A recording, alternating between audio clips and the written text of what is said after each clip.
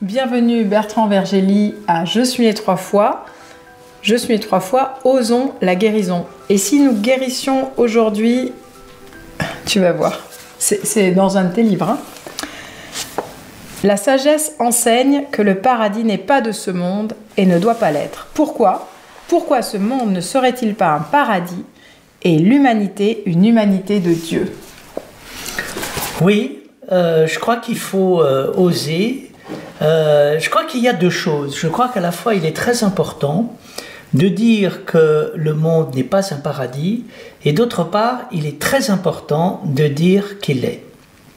Je crois qu'il est très important de dire que le monde n'est pas un paradis pour permettre au monde d'être le monde, et par là même de montrer que le paradis va bien au-delà du monde, et de ne pas banaliser les choses. Mais il convient également de ne pas se couper des liens de la connaissance. C'est-à-dire que si le paradis va bien au-delà du monde, le fait que le monde existe est un paradis. Et je crois qu'il est important de le rappeler, tout simplement parce que ça nous permet d'être dans le concret. Au fond, il y a deux choses qui nous permettent de vivre dans la vie concrète, ici et maintenant, pleinement, et d'être incarné. Premièrement, c'est de dire que le monde n'est pas un paradis, parce que le paradis va bien au-delà. Et deuxièmement, c'est de nous remercier que le monde existe. Parce que ça permet de le vivre. Si je n'ai pas de remerciement parce que le monde existe, avec tout ce qu'il y a quand même de magnifique à l'intérieur du monde, eh bien je ne pourrai jamais m'incarner et vivre. Voilà. S'incarner davantage. S'incarner, vivre pour pleinement le faire paradis. Pleinement l'expérience du réel, c'est-à-dire passer de la réalité potentielle à la réalité réalisée, actualisée, qui fait que je vis vraiment. Et bien tout se libère et nous apercevons que tous les problèmes viennent de ce qu'on vit à moitié, on vit au quart de nos possibilités, et dès qu'on commence à se vivre vraiment la vie qui existe, bien tout se transforme. Hein. Et donc on arrive dans la vie véritable. Nous avons tout pour bien vivre. Nous avons tout pour être heureux, nous avons tout pour pouvoir pleinement vivre cette vie. D'autant plus qu'il y a un sentiment extrêmement savoureux, c'est le sentiment du réel, d'avoir affaire à quelque chose de réel. Je pense qu'il y a quelque chose de toujours angoissant, c'est le fait d'avoir un sentiment de perte totale de réalité, d'être avec des gens qui ne sont pas du tout la réalité, perdre soi-même le rapport à la réalité. Donc je pense qu'il y a des choses très simples, comme le fait de sentir la matérialité, de sentir son corps, de sentir la réalité de la vie et de découvrir dans la réalité, dans le corps, dans la matérialité, le caractère transcendant de l'existence. C'est là qu'il se trouve. Et donc, vous voyez, tout en étant très réel, très incarné, très matériel, d'être totalement transcendant. Toi qui connais bien Paris, rappelle-moi comment s'appelle en face de Notre-Dame, cette chapelle qui était attenante qui était pour le roi.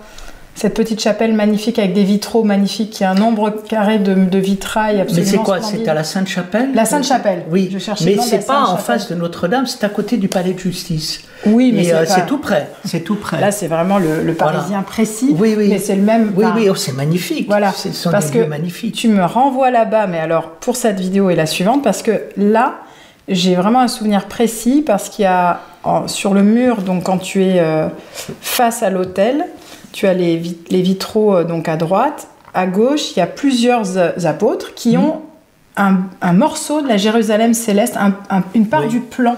Oui. Et je trouve ça intéressant parce qu'ils sont incarnés dans la matière, mais ils portent... Oui.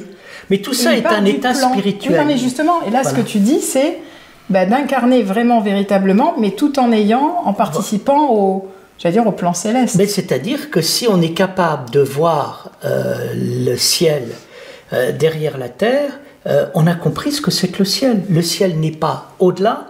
La terre est une icône du ciel pour qui sait la voir. Et donc c'est magnifique parce que ça permet de montrer que dans les vérités christiques, on n'est pas dans un idéalisme, on est dans un matérialisme transfiguré. C'est tout à fait différent. C'est drôle parce que j'ai visité celui avec un kabbaliste, et maintenant je me rappelle très bien, mais grâce à toi, je ne m'en souvenais plus. À un moment, il y avait un éclairage très particulier sur les vitraux et tout le parterre, bon, nous avons de la chance, il y avait quasiment personne, c'est couvert de lumière et il m'a dit, rappelle-toi que ça, c'est la Terre. Et la Terre était en fait... elle était Mais ce qui est très beau, c'est les conciles œcuméniques ont relié le mystère de la Trinité avec le Christ qui est à la fois Dieu et homme, et le Christ avec l'icône. Et l'icône est une manière de permettre de comprendre la plénitude et de permettre de comprendre le ciel et la terre. C'est-à-dire, c'est pas que la terre qui est le ciel, c'est que derrière, derrière la terre, tu vois le ciel. Et la terre est une image. Donc, tout renvoie à autre chose. C'est ça qui est important. Il n'y a pas de confusion, mais tout renvoie chacun à à sa quelque place, chose. mais La terre renvoie au ciel, le ciel renvoie à la terre, et tout renvoie à tout au-delà.